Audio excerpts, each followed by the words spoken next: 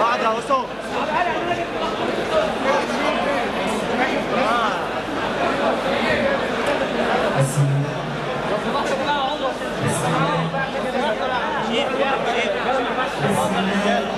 شيخ بعد اذنك. بسم الله الرحمن الرحيم.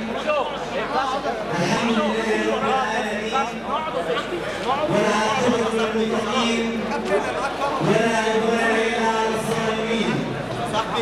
وأشهد أن لا إله إلا الله وحده لا شريك له وأن محمدا عبده ورسوله ونشهد أنه بلغ الرسالة وأدى الأمانة ونصح الأمة وكشف عنها الأمة وتركنا على محاجة بيضاء ليلها كنهارها لا يزيد عنها إلا من كان من الهالكين. وبعد،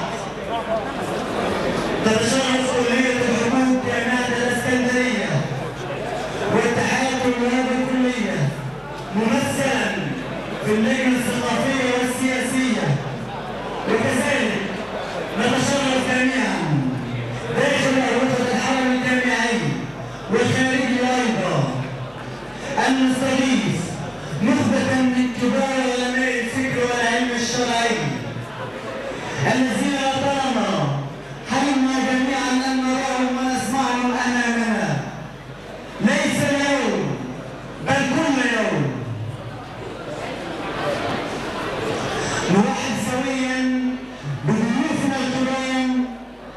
أولا استشاري الصحة النفسي والداعية الإسلامي الكبير فضيلة الشيخ الدكتور محمد إسماعيل المقدم.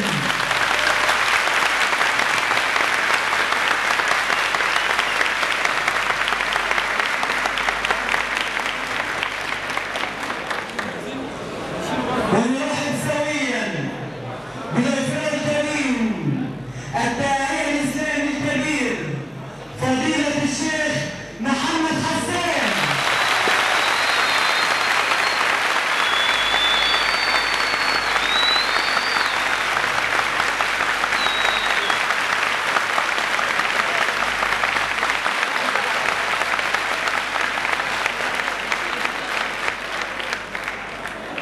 حاصل على ماجستير شريعة إسلامية من جامعة الأزهر ودكتوراه علوم إسلامية من جامعة كولورادو أمريكا، وكذلك رئيس الشؤون الدينية لقناة الهدى الناطقة بالإنجليزية. نرحب سويا بالدكتور محمد صلاح.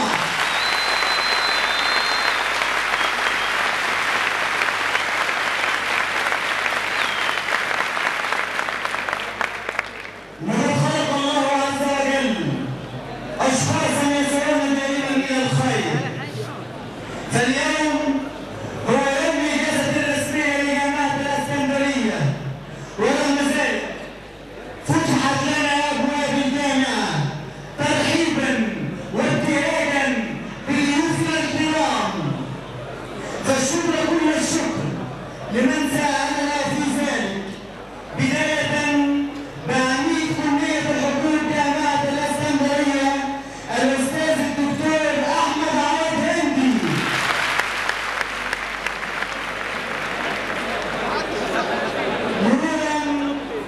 مرورا بأستاذ القانون المدني بكلية الحقوق جامعة الإسكندرية الأستاذ الدكتور نبيل سعد، وأيضا شيخ القانون التجاري بجامعات مصر كلها وأستاذ القانون التجاري بكلية الحقوق جامعة الإسكندرية الأستاذ الدكتور محمد فريد العياني،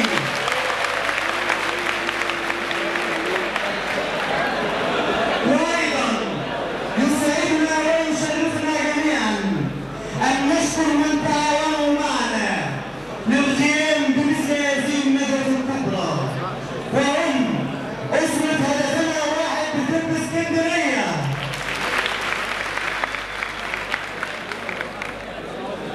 وتمثلا في رأي المتواجد معنا